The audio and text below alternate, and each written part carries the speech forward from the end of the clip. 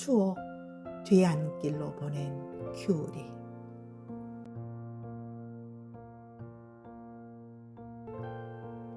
꼬마 자동차가 떠나간다. 나의 마지막 에마가 된 셈이다. 지난날 추억으로 남긴다. 왼쪽 시신경 마비로 인해 2년마다 받던 로우 비전 드라이브 테스트를 중지했다.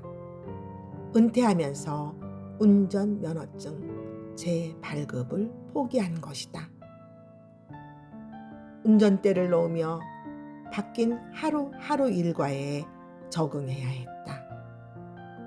대중교통 수단이 없는 이 넓은 땅에서 차 없이 살아갈 수 있을까? 많은 일들을 한꺼번에 해내던 나에게 가능한 일인가?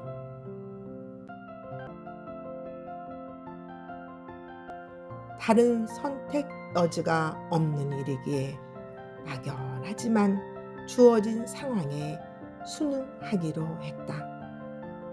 집안이라는 좁은 공간을 활동 범위로 삼았다.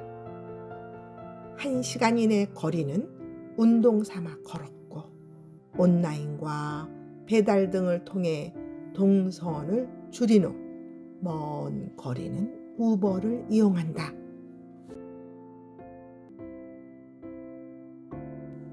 이제 이른 아침에 출근하지 않아도 된다.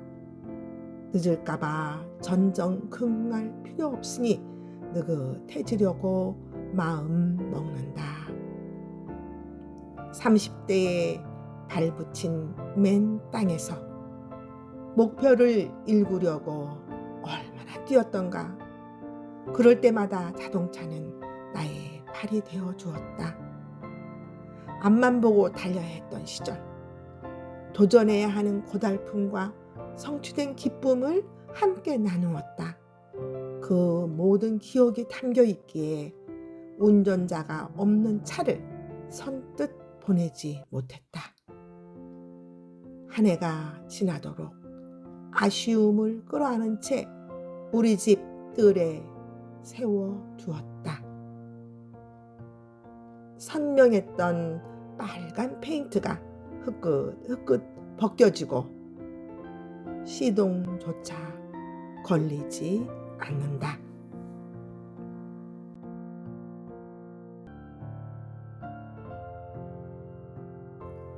나는 그 자동차를 큐리라고 불렀다. 처음 만난 건 나이 50을 간 넘긴 때였다. 딸 차를 사기 위해 들린 딜러에 전시되어 있던 앙증맞은 모습을 보며 첫눈에 반했다고 할까?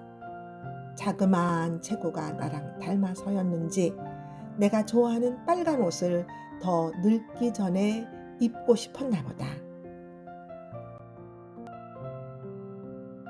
곁에서 지켜보던 딸이 엄마 마음에 들면 자기가 사준다고 선뜻 제안했다.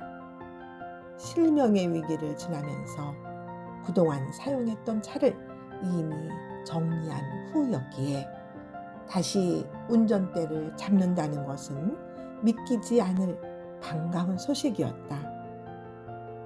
내가 다시 운전할 수 있다는 벅찬 가슴으로 꼬마 자동차를 데리고 온 지 어언 20년을 지났다. 매일 나는 아침밥과 약을 먹은 후 6시에 어김없이 큐리를 깨웠다. 어둑어둑한 겨울엔 헤드라이트를 켜야 했다. 어둠을 헤치고 급하게 가는 차들을 보며 어디로 무엇을 위해 저렇게 달려가는지를 묻곤 했다. 커피집 앞에 줄을 서 아침을 먹고 차 안에서 얼굴을 매만지는 엄마들을 보며 바쁘게 움직이는 일상을 몸으로 느꼈다. 출근 시간엔 조금도 지체할 수 없었다. 내가 조금만 늦으면 운영하던 데이케어 센터 앞에 차들이 긴 줄을 서서 기다리고 있었다.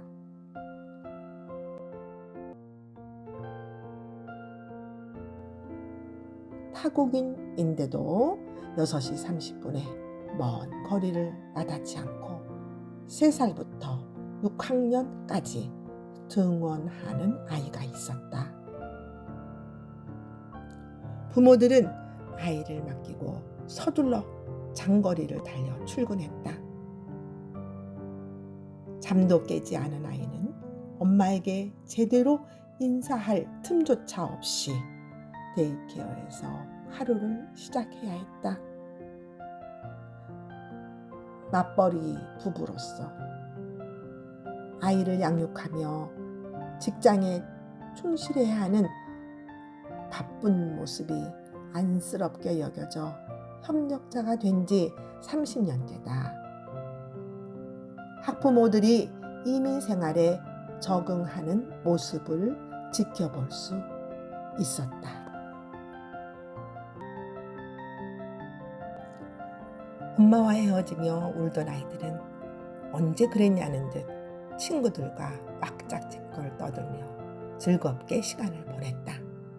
웃음소리는 운동장 담을 넘었고 교실마다 선생님과 다양한 활동으로 분주했다. 버블놀이, 퍼펫쇼, 포니라이드, 에그헌트, 하비스트 페스티벌, 크리스마스 퍼포먼스 등 많은 프로그램으로 재미있었다. 어느 날엔 공원에서 엄마 아빠와 운동회도 하고 노란 스쿨버스를 타고 필드 출입을 가기도 했다.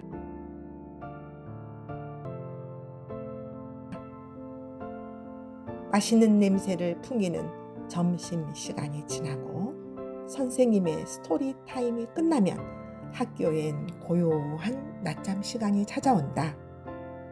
그 시간에 맞춰 난 차 열쇠를 주섬주섬 챙겨 주차장으로 나섰다.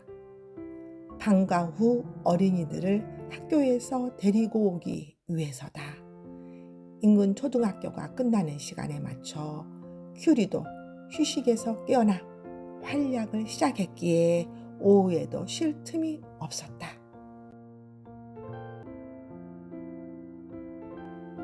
부모 대신 자기를 데리러 온 원장 선생님이 그리 반갑지만은 않았으리라. 아이는 차 등받이를 발로 차고 간식을 꺼내 먹은 후 껍질을 차 안에 마구 버렸다. 그래도 웃음으로 맞이해야 하는 건 큐리와 내 몫이었다. 일과를 마치고 집에 돌아오면 무사히 지난 것이 내 덕이라고 큐리에게 인사한 후 편안한 저녁 시간을 가질 수 있었다.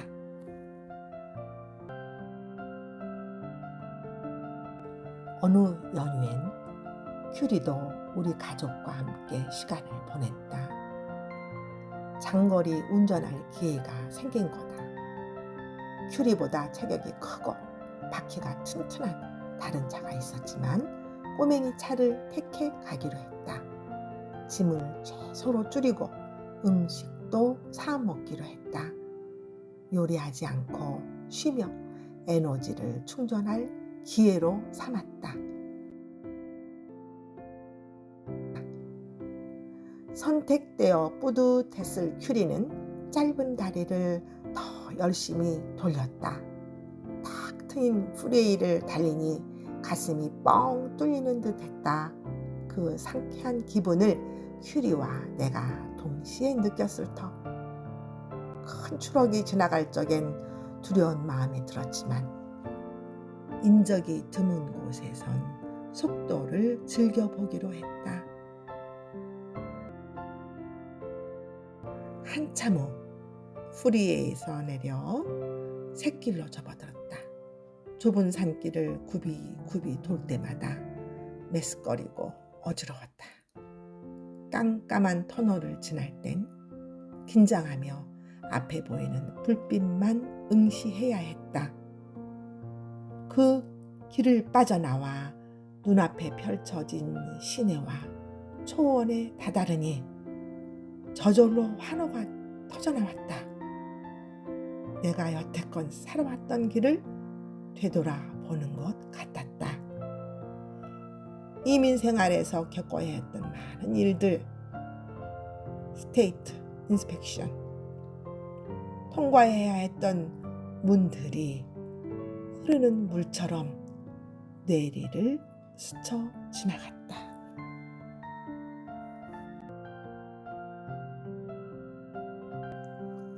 어느 날 갑자기 하늘이 잿빛으로 변하더니 비가 내리기 시작했다.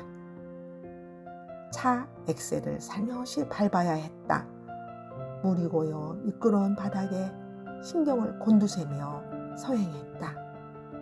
사거리 포스탑 사인 앞에서 갑자기 정지하는 차에 놀라 휘청거리며 차를 세웠다. 혼자 빙글빙글 도며 괴상한 소리를 냈다. 등골이 오싹했지만 다행히 인명피해는 없었다. 그런데 큐리가 직선으로 가지 못했다. 무언가 이상하다는 걸 직감하고 침착해지려 했다. 길가에 간신히 세우고 경찰과 보험회사에 전화하고 견인차를 불렀다.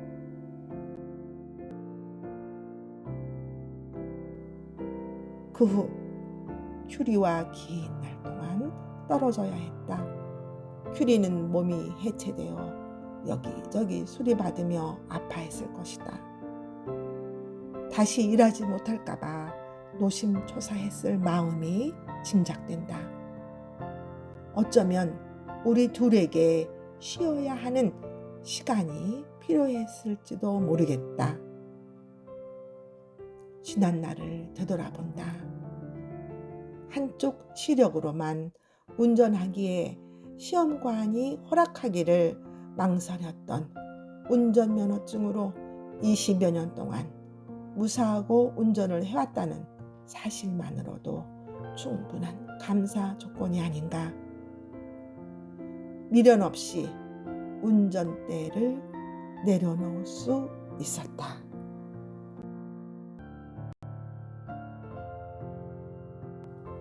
코로나 팬데믹과 맞물려 가족에게 닥쳐온 질병으로 인해 45년간 천직으로 여겼던 직장을 정리했다. 더불어 긴장하며 살게 했던 운전대를 내려놓았다. 갈 방향을 알지 못하고 뜰에 서 있던 큐리가 자기를 필요로 하는 작은 교회 사모를 만났다. 이제 새 주인을 만나 떠난다. 큐리가 일할 수 있는 유효 기간이 연장된 게다. 견인차에 올라가는 뒷모습에 만감이 교차한다. 울컥했지만 그가 조금 더 쓰임받을 수 있다고 생각하니 오히려 위로를 받는다.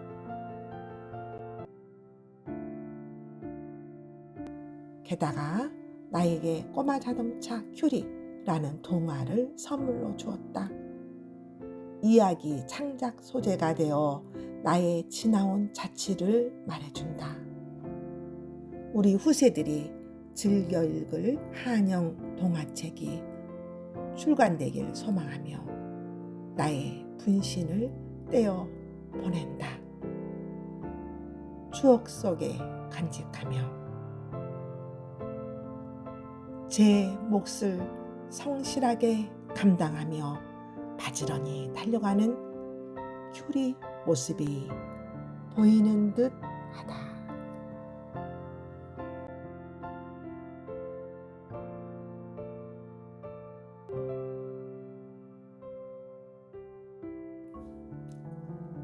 추억 뒤안길로 보낸 큐리.